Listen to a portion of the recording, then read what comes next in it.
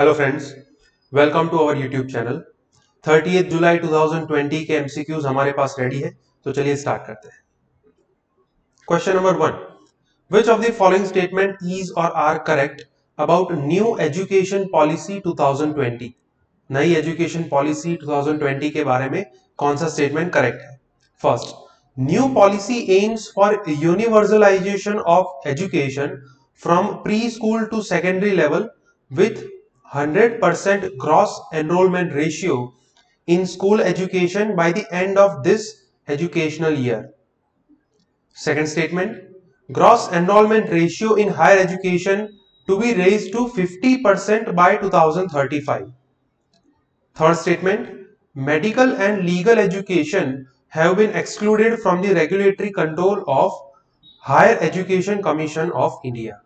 तो चलिए देखते हैं कौन सा स्टेटमेंट करेक्ट है। आंसर होगा बी, सेकंड एंड थर्ड। अब यहां पे देखिए, ये जो ऑब्जेक्टिव दिया गया है ये करेक्ट है कि 100% ग्रॉस एनरोलमेंट रेशियो करना है, लेकिन यहां पे टारगेट क्या लिखा है? By the end of this educational year. अब currently as per the latest report India का एनरोलमेंट रेशियो अराउंड 26% है, तो आपको भी पता चल जाएगा कि by the end of this educational year ये टारगेट को 100% ले जाना it is next to impossible, right? And that is why the statement will be incorrect. Actually the targeted year is 2030. ये 100% करना है लेकिन 2030 तक, तो फर्स्ट स्टेटमेंट जो है वो इनकरेक्ट होगा। Second, gross enrolment ratio in higher education to be raised to 50%। Yes, ये करेक्ट स्टेटमेंट है by the 2035 and that is why it's statement will be correct. Third, medical and legal education have been excluded from the regulatory control of Higher Education Commission of India. ये correct statement है। Actually medical education के लिए आप सभी को पता है government is planning to form national medical commission, right? तो ये थर्ड स्टेटमेंट जो है वो करेक्ट होगा कि higher education commission of India बनाया जाएगा, लेकिन उसके रेगुलेटरी कंट्रोल में ये दोनों प्रोविजन नहीं होंगे, मेडिकल एंड लीगल एजुकेशन। तो हमारा आंसर होगा बी, सेकेंड एंड थर्ड। तो आज के न्यूज़पेपर में ये आर्टिकल है, गवर्नमेंट ने रिसेंटली न्यू एजुकेशन पॉलिसी 2020 जो है वो बनाई है, and that is why it is very much important from the prelims and mains both point of view. तो हम आगे जाके और भी क्वेश्चंस इसके ऊपर प्रैक्टिस करेंगे। Question number 2, which of the following statement is or are correct? इनमें से कौन सा स्टेटमेंट करेक्ट है? First, only state government is empowered to prohibit certain activities for the better prevention of the spread of diseases under Epidemic Diseases Act.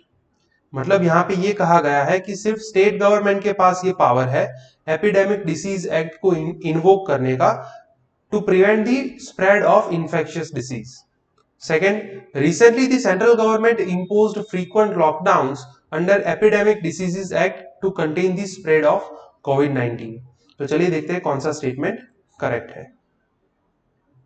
Answer होगा ए, one only. ये पहला statement जो है वो करेक्ट है, because only the state governments are authorised to invoke epidemic diseases act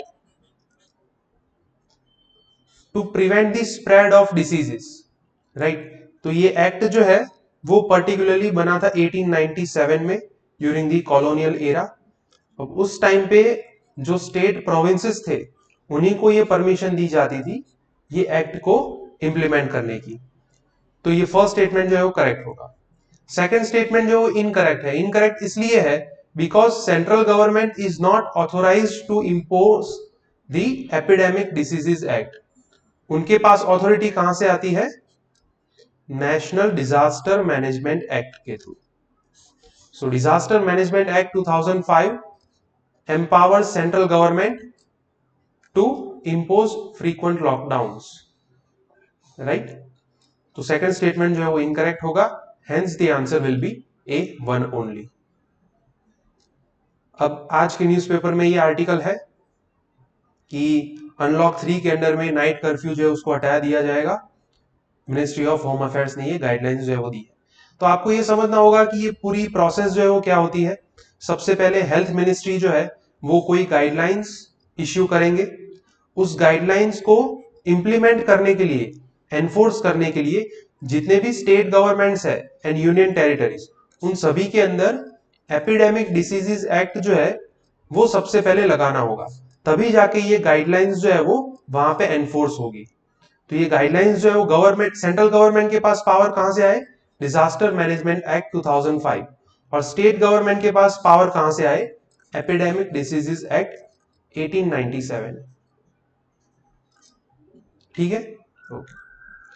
question number 3, which of the following statement is or are incorrect about writs in Indian constitution?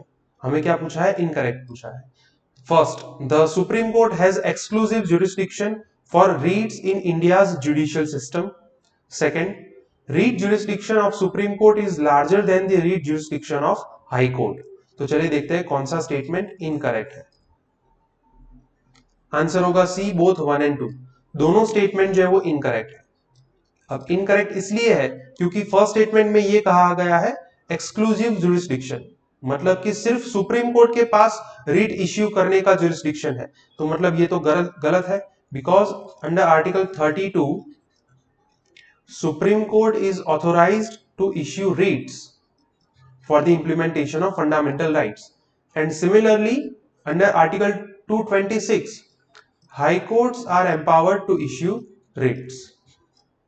तो supreme court and high court दोनों के पास ये authority है, तो supreme court does not have exclusive jurisdiction, तो ये statement गलत हो गया। Second, writ jurisdiction of supreme court is larger, तो ये गलत है, because supreme court can issue writs only for the enforcement of fundamental right, but high court can issue writs for the enforcement of fundamental right as well as other legal rights और constitutional rights. तो मतलब कि high court का jurisdiction जो है it is larger than the jurisdiction of supreme court, hence the second statement will also be incorrect. Answer होगा सी, both 1 and 2। अब आज के न्यूज़पेपर में ये सुप्रीम कोर्ट का जो रीट जुरिस्डिक्शन है वो न्यूज में था। सुप्रीम कोर्ट ने पब्लिक को ये परमिशन दी है to file writ petition against the central government's central vista project, जिसके अंदर एनवायरमेंटल क्लियरेंसेस जो है वो काफी न्यूज में है कि किस तरीके से एनवायरमेंटल क्लियरेंसेस दी जाते हैं even if they are violating the environmental norms, and that is why the writ jurisdiction is in news. Question number 4, which of the following grounds are subject to reasonable restrictions to enjoy right to freedom of religion conferred by Indian Constitution? मतलब कि जो Indian constitution में right to freedom of religion है उसको restrict करने के लिए इनमें से कौन से ग्राउंड रीजनेबल रिस्ट्रिक्शन का काम करते हैं? First, public order, second, health, third, morality. तो चलिए देखते हैं इसका आंसर क्या होगा। The answer will be D, 1, 2 and 3। ये तीनों जो है वो करेक्ट है, because right to freedom of religion जहां पे 3 रीजनेबल रिस्ट्रिक्शन है, it is subject to public order, health and morality. तो हमारा आंसर होगा डी, 1, 2 and 3। तो आज के न्यूज़पेपर में ये आर्टिकल है, राम टेम्पल न्यूज में है और उसी के साथ वहां पे जो मॉस्क बनाया जाने वाला है, and hence the right to freedom of religious is in news. Question number 5, which of the following can be imposed as a restriction upon the freedom of speech and expression under article 19 of the Indian Constitution? Similar question है कि article 19 में जो right to freedom of speech and expression है उसके ऊपर कौन सा reasonable restriction लगाया जा सकता है? First, friendly relation with foreign states, second, contempt of court, and third, defamation। तो चलिए देखते हैं इसका आंसर क्या होगा। The answer will be D, 1, 2 and 3। अब आर्टिकल 19 जो है right to freedom of speech and expression, तो उसके अंदर टोटल काफी सारे रीजनेबल रिस्ट्रिक्शंस है, उनमें से ये 3 जो है वो करेक्ट है। सारे रीजनेबल रिस्ट्रिक्शन में यहां पे लिख देता हूं। First, sovereignty and integrity of India, फिर उसके बाद security of a state, security of a state, then यहां पे जो फर्स्ट नंबर है वो friendly relation with foreign states, फिर उसके बाद है पब्लिक ऑर्डर,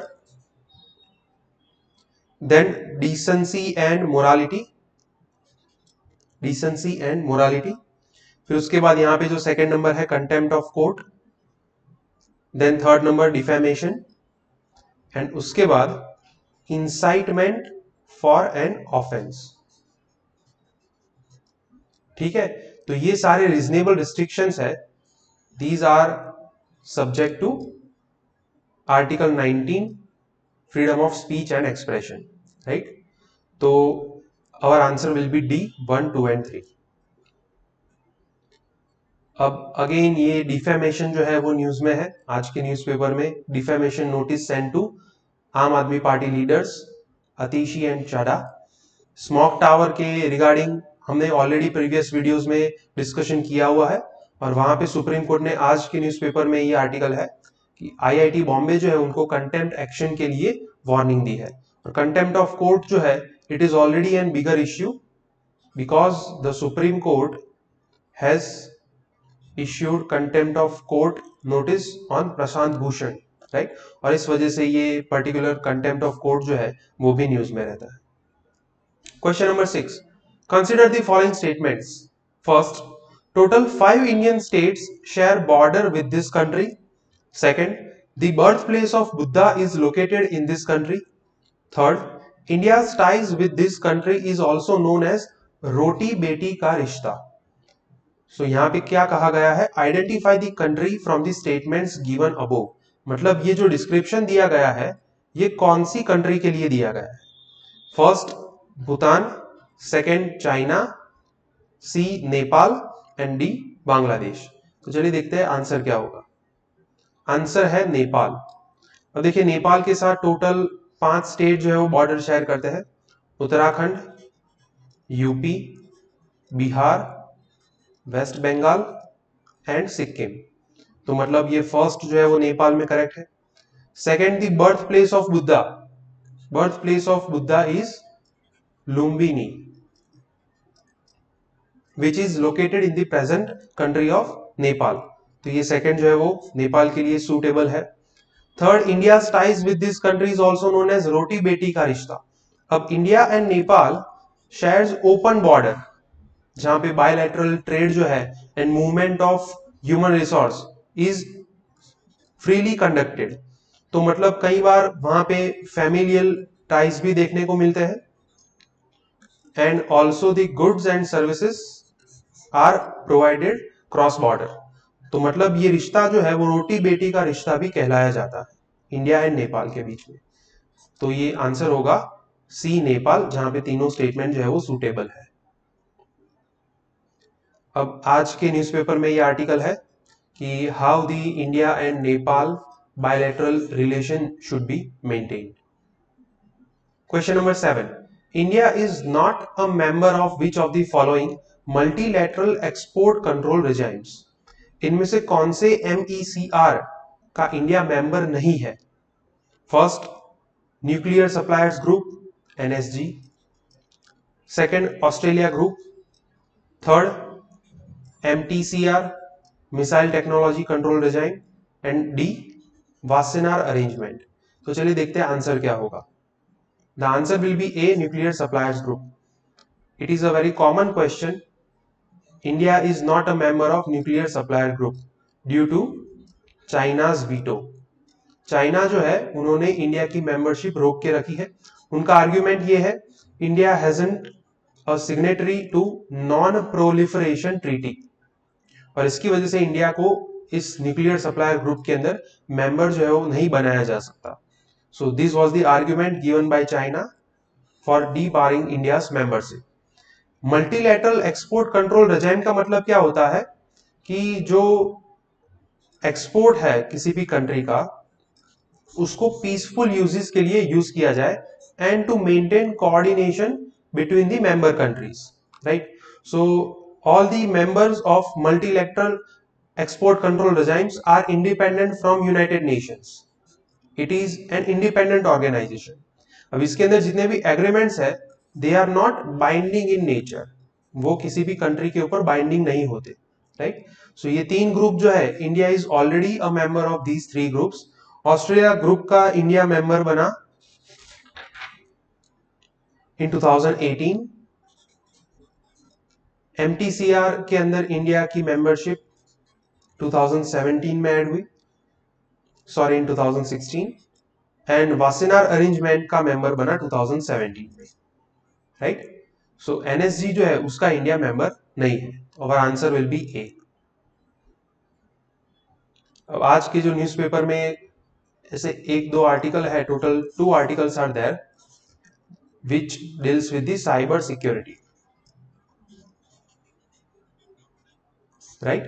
तो ये shaping the digital world article है, काफी अच्छा आर्टिकल है, जिसके अंदर ये जो एक्सपोर्ट कंट्रोल रेजिम्स है इनको यहाँ पे मेंशन किया गया है।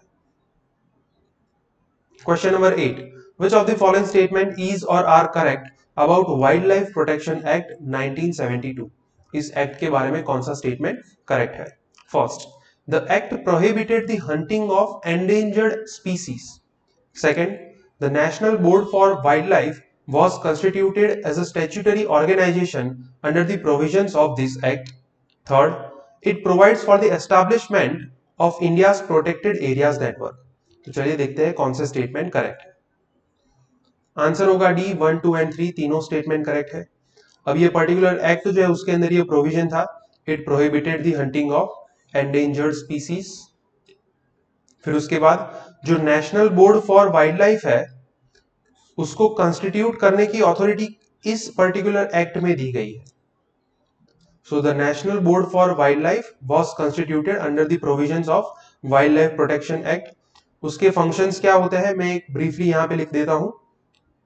The functions of national board for wild life are, first, it advises ministry of environment, forest and climate change. फिर उसके बाद जो प्रोटेक्टेड एरिया नेटवर्क है जिसके अंदर national parks and wildlife sanctuaries, तो उनको रिव्यू करने का फंक्शन भी किसका है? National board for wild life का। Then to promote the conservation, and then इसका जो मेन फीचर है that it is chaired by our prime minister, right. So national board for wild life is chaired by prime minister, जो ministry of environment को advise करता है, protected area network को review करता है एंड कंजर्वेशन को promote करता है। थर्ड जो है वो भी करेक्ट है, it provides for the establishment of India's protected area network. India का प्रोटेक्टेड एरिया नेटवर्क जो है it consist of total 5 features. First, wild life sanctuaries, second, national parks, third, conservation reserves, fourth, community reserves and fifth, tiger reserves. ठीक है, तो answer होगा D, 1, 2 and 3। अब आज के न्यूज़पेपर में ये एडिटोरियल था, फ्यू स्पीसीज मोर डिसीज, राइट। तो इसके अंदर ये कहा गया है कि जब तक हम इकोसिस्टम को इंटीग्रेट नहीं करेंगे और उसको कंजर्व नहीं करेंगे, then it will lead to more tenability for spread of these kind of diseases. तो इसके अंदर काफी सारे फैक्चुअल एलिमेंट्स को मेंशन किया गया है, स्पेशली इन दिस सेक्शन, जिसके ऊपर आपको डिटेल में स्टडी करना चाहिए, right. Question number 9, which of the following part of the constitution provides certain grounds for wildlife protection in India?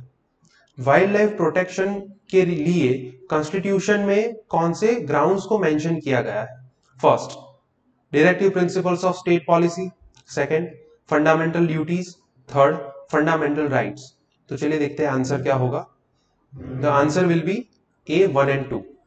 अब देखिए डीपीएसपी जो है उसके अंदर अंडर आर्टिकल 48A,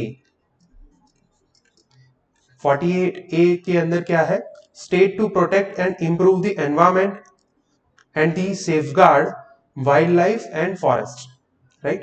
तो ये पर्टिकुलर आर्टिकल जो है वो 42nd कॉन्स्टिट्यूशनल अमेंडमेंट एक्ट के थ्रू कॉन्स्टिट्यूशन में एंटर किया गया था, जिसके अंदर वाइल्ड लाइफ को प्रोटेक्ट करने का प्रोविजन है। It is a directive principle, तो ये फर्स्ट करेक्ट होगा। फंडामेंटल ड्यूटी में भी ये पार्ट है।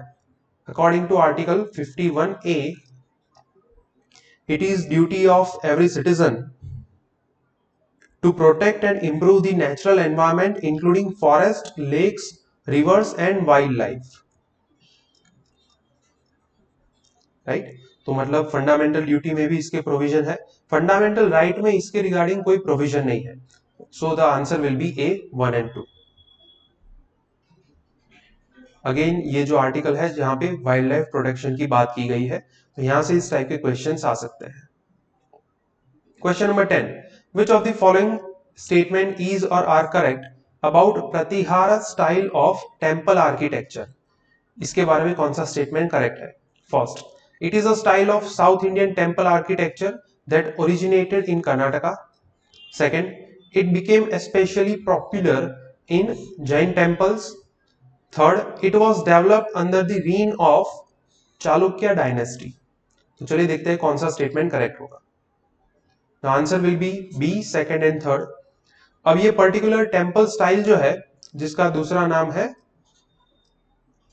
मारू Gurjar temple architecture, it is a style of north Indian temples, not the south Indian temples, right, जिसका ओरिजिन हुआ था in the present state of Gujarat and Rajasthan, right. तो फर्स्ट स्टेटमेंट जो है वो करेक्ट इनकरेक्ट होगा। Second, it became specially popular in Jain temples, ये correct statement है। राजस्थान के अंदर और गुजरात के अंदर काफी सारे जैन टेम्पल्स हैं जिसके अंदर ये पॉपुलर आर्किटेक्चर जो है वो उसके बेसिस पे टेम्पल्स बनाए गए। Third, it was developed under the reign of Chalukya dynasty, ये करेक्ट स्टेटमेंट है। Chalukya dynasty is also known as Solanki dynasty. अगर आपने ठीक से हिस्ट्री पढ़ी है तो आपको ये पता होगा दैट दी चालुक्य डायनेस्टी और Solanki dynasty was dominant in the state of Gujarat and Rajasthan. तो वहां से भी आप लॉजिक लगा सकते हैं कि फर्स्ट स्टेटमेंट जो है वो इनकरेक्ट होगा। तो हमारा आंसर होगा बी, सेकंड एंड थर्ड। अब आज के न्यूज़पेपर में ये आर्टिकल है, Natesha of Rajasthan temple returns to India. Actually 1998 में ये जो पर्टिकुलर आइडल है उसको स्मगल किया गया था, उसका केस चल रहा था, फाइनली उसका जजमेंट आया है कि इसको फिर से इंडिया में वापस लाया जाएगा। ओके फ्रेंड्स, तो आज के 10 MCQs यहाँ पे कंप्लीट होते हैं। अगर आपको वीडियो पसंद आया तो इस वीडियो को लाइक कीजिए और हमारी चैनल को सब्सक्राइब कीजिए। आपके अगर कोई डाउट है तो आप कमेंट सेक्शन में लिख सकते हैं। Thank you.